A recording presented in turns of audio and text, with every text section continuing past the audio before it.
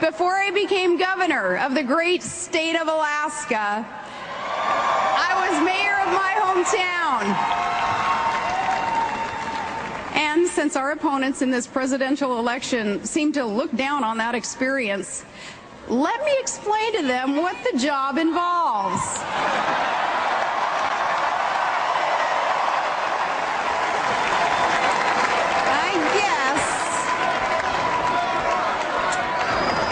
I guess a small-town mayor is sort of like a community organizer, except that you have actual responsibilities.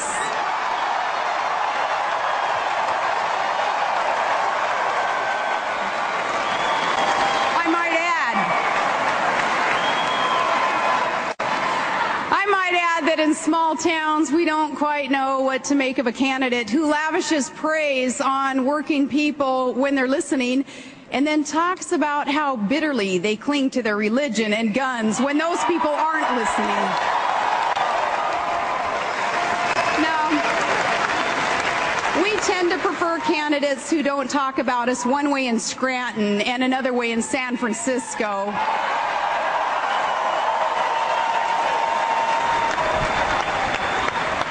For my running mate, you can be certain that wherever he goes and whoever is listening, John McCain is the same man.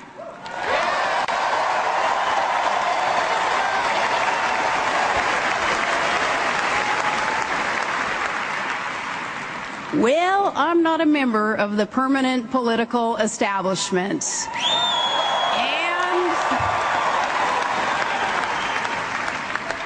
I've learned quickly these last few days that if you're not a member in good standing of the Washington elite, then some in the media consider a candidate unqualified for that reason alone. But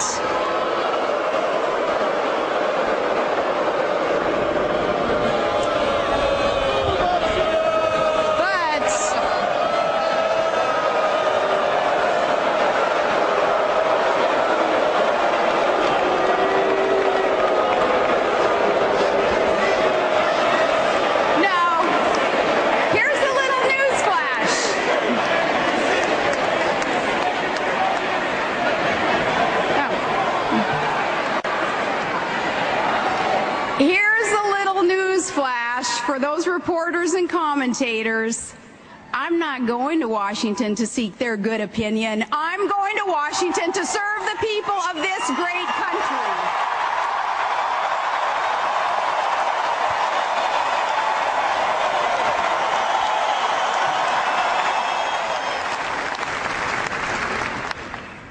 And now I've noticed a pattern with our opponent, and maybe you have too.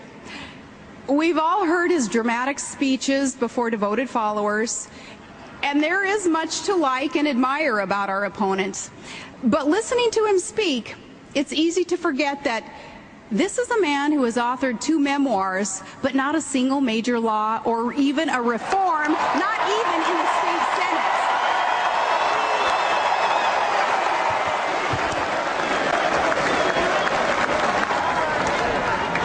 This is a man who can give an entire speech about the wars America is fighting and never use the word victory except when he's talking about...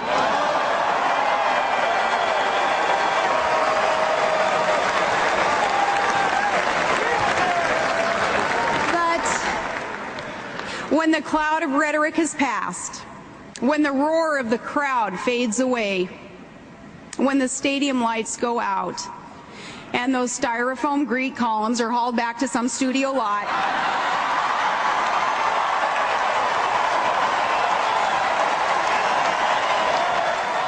when that happens, what exactly is our opponent's plan? What does he actually seek to accomplish after he's done turning back the waters and healing the planet? The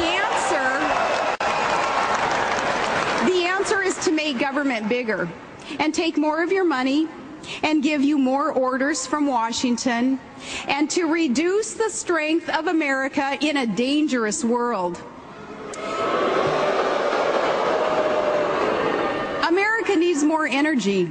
Our opponent is against producing it. Victory in Iraq is finally in sight, and he wants to forfeit. Terrorist states are seeking nuclear weapons without delay. He wants to meet them without preconditions. Al-Qaeda terrorists still plot to inflict catastrophic harm on America, and he's worried that someone won't read them their rights.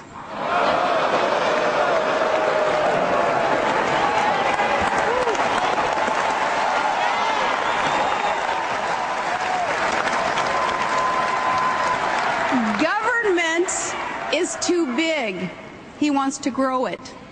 Congress spends too much money. He promises more. Taxes are too high, and he wants to raise them. His tax increases are the fine print in his economic plan. And let me be specific.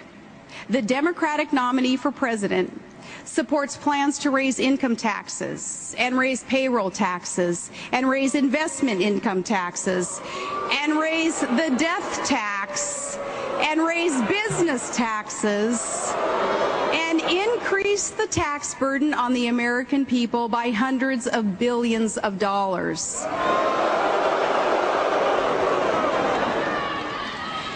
My sister Heather and her husband, they just built a service station that's now open for business, like millions of others who run small businesses. How are they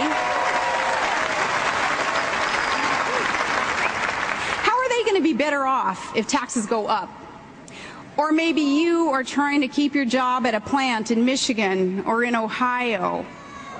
Or you're trying to create jobs from clean coal from Pennsylvania or West Virginia. You're trying to keep a small farm in the family right here in Minnesota. How are you going to be better off if our opponent adds a massive tax burden to the American economy? Here's how I look at the choice Americans face in this election. In politics, there are some candidates who use change to promote their careers.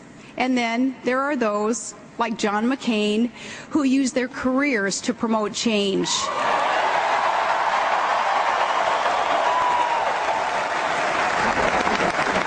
They are the ones whose names appear on laws and landmark reforms, not just on buttons and banners or on self-designed presidential seals.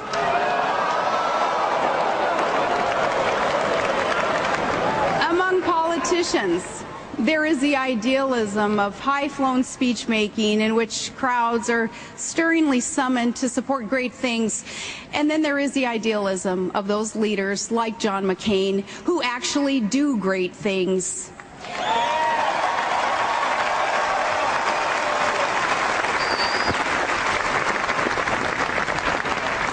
They're the ones who are good for more than talk, the ones that we've always been able to count on to serve and to defend America. Senator McCain's record of actual achievement and reform helps explain why so many special interests and lobbyists and comfortable committee chairmen in Congress have fought the prospect of a McCain presidency from the primary election of 2000 to this very day.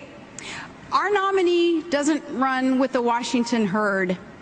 He's a man who's there to serve his country and not just his party. A leader who's not looking for a fight, but sure isn't afraid of one either.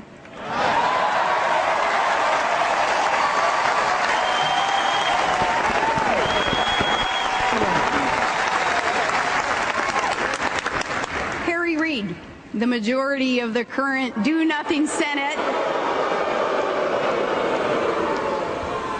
he not long ago summed up his feelings about our nominee. He said, quote, "I can't stand John McCain. Ladies and gentlemen, perhaps no accolade we hear this week is better proof that we've chosen the right man."